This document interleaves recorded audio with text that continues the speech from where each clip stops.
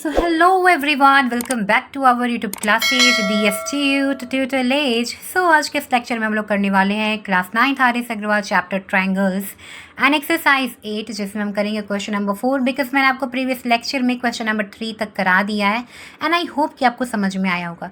सो जैसा कि आप सभी को पता है कि हम हर एक चैप्टर को एक सीरीज़ के थ्रू फॉलो करते हैं जिसमें सबसे पहले हम करते हैं बेसिक कॉन्सेप्ट्स, देन करते हैं हम फॉर्मूले और थ्योरम्स, देन करते हैं एग्जाम्पल्स के क्वेश्चन, देन करते हैं एक्सरसाइज के क्वेश्चन.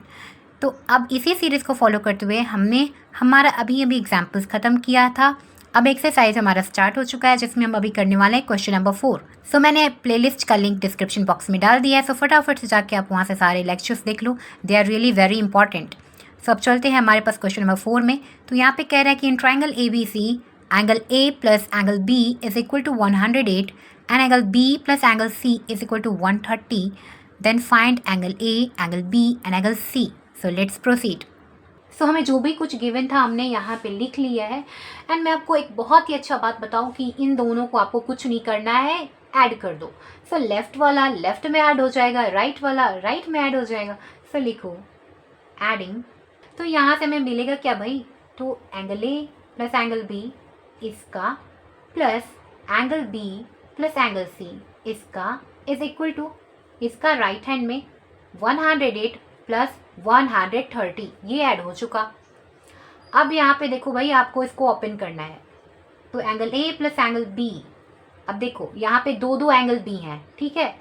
तो जैसे आप इसे ओपन करोगे तो आप तो ऐसे ही लिखोगे ना, ठीक है. तो हमें क्या करना है कि इस वाले एंगल B को इधर लिख दो. देखो ध्यान से, यहाँ पे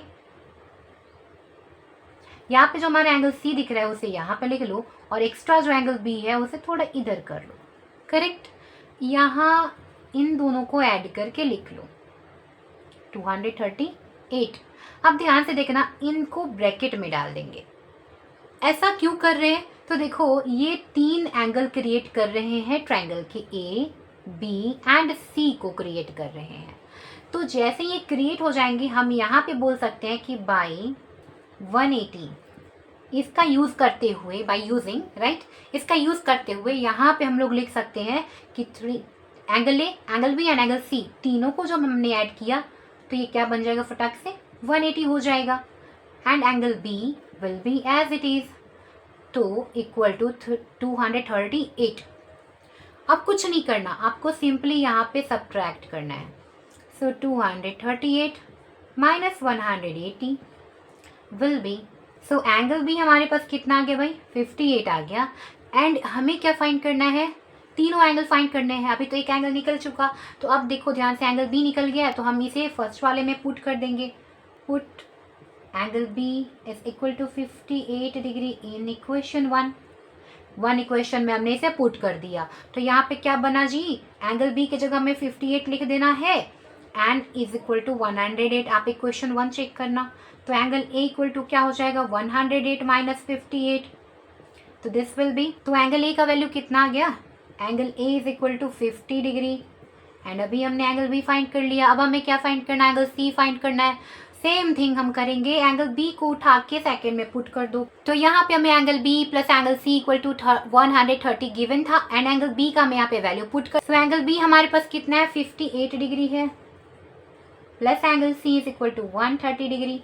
angle C is equal to 130 minus 58. So अब इसे सब्ट्रैक्ट करेंगे तो ये कितना मिलेगा, सो ये 72 डिग्री मिलेगा which means angle C equal to 72 degree आ गया. एंगल B कितना डिग्री आया था, 50. एंगल B आया था 58 डिग्री. एंड एंगल A कितना आया था, एंगल A आया था 50 degree. So this is your correct answer. So thanks for watching. Keep learning with DSTU tutelage.